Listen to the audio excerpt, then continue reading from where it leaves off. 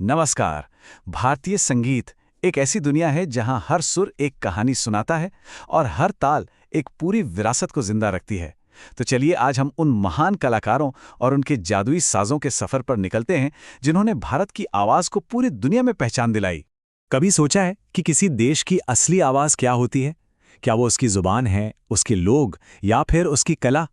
शायद शायद इसका जवाब उन उस्तादों और उनके साजों में ही छुपा है जिन्होंने भारतीय संस्कृति की आत्मा को अपने संगीत में पिरो दिया है। ठीक है, तो देखते हैं कि हमारा आज का सफर कैसा रहेगा। हम एक राष्ट्र की ध्वनि से शुरू करेंगे, फिर तारों, सुरों और लय के उस्तादों से मिलेंगे और आखिर में बात करेंगे उनकी उस विरासत की जो आज भी जिंदा है। तो हमारे सफर का पहला पड़ाव है तार वाले साजों के दुनिया, जहां हम सितार और वीणा जैसे मशहूर इंस्ट्रूमेंट्स के बारे में जानेंगे। और देखिए, जब भी सितार की बात आती है ना, तो एक नाम, बस एक नाम सबसे पहले जहन में गूंजता है। एक ऐसा कलाकार जो सितार को भारत की गलियों से उठाकर दुनिया के सबसे बड़े मंच तक ले गया। जी हाँ, हम बात कर रहे हैं पंडित रविशंकर की। वो पहले भारतीय थे जिन्हें ग्रैमी अवार्ड मिला।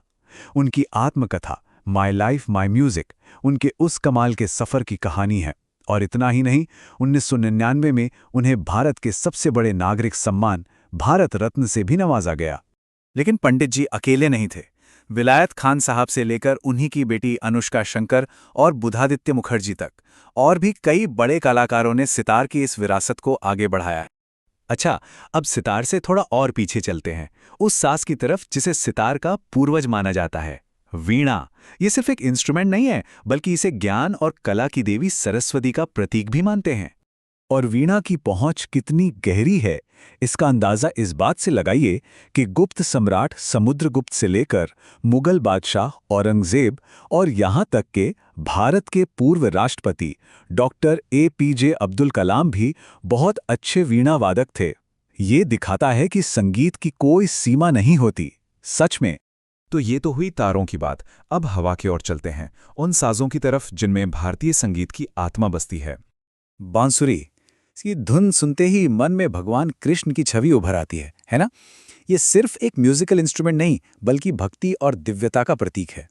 और इस कला के सबसे बड़े उस्तादों में से एक हैं हरि प्रसाद चौरसिया, जिन्हें साल 2000 में पद्म विभूषण से सम्मानित किया गया था। उनके साथ साथ पन्नालाल घोष और राजेंद्र प्रसन्ना जैसे कलाकारों ने भी बांसुरी को एक नई ऊंचाई दी। हमारा अगला साज है शहनाई, जिसकी गूंज हर शुभ अवसर का, हर खुशी का हिस्सा होती है। मंदिरों से लेकर शादियों तक इसकी मंगल ध्वनि हर जगह सुनाई देती है।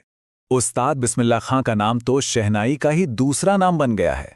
सोचिए, 15 अगस्त 1947 को लाल किले पर शहनाई बजाकर उन्होंने आज़ाद भारत का स्वागत किया था। और एक कमाल की बात यह है कि वो भारत के इकलौते ऐसे कलाकार हैं जिन्हें चारों टॉप सिविलियन अवार्ड्स मिले: पद्मश्री, पद्म भूषण, पद्म विभूषण और आखिर में 2001 में भारत रत्न। लेकिन शहनाई की दुनिया में एक और बहुत ही अनोखी बात छिपी है, और वो सिर्फ एक नंबर से जुड़ी है। और वो है बागेश्वरी कमर। वो भारत की एकमात्र ज्ञात महिला शहनाई वादक हैं, जो संगीत की दुनिया में एक बहुत ही असाधारण और प्रेरणा देने वाली बात है।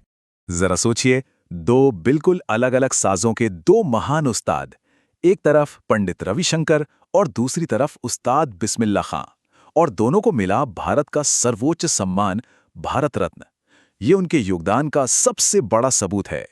चलिए, अब तक हमने सुर की बात की, अब चलते हैं लय और ताल की दुनिया में, संगीत की उस धड़कन की ओर जो हर धुन में जान डाल देती है।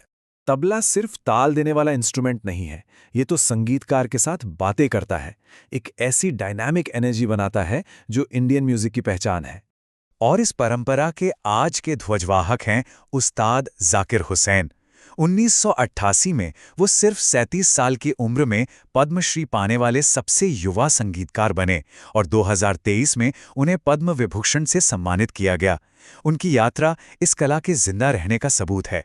जाकिर हुसैन के पिता महान अल्लाह रखा खां से लेकर किशन महाराज और गुदई महाराज तक तबले की एक बहुत ही शानदार परंपरा रही है, जिसने इस कला को हमेशा जिंदा रखा है। अब एक ऐसे इंस्ट्रूमेंट की बात करते हैं जो तार और ताल दोनों का एक बहुत ही खूबसूरत संगम है, संतूर। इसके तारों पर जब छोटे छोटे हथौड़ों से चोट की जाती है तो एक बहुत ही मीठी और शांत आवाज पैदा होती है।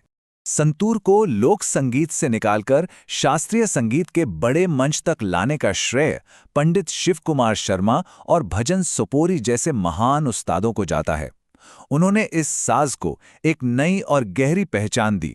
तो हमने देखा कि ये सिर्फ कलाकार नहीं थे, बल्कि ये वो लोग थे जिन्होंने अपने साजों के जरिए भारतीय संगीत को एक पहचान दी।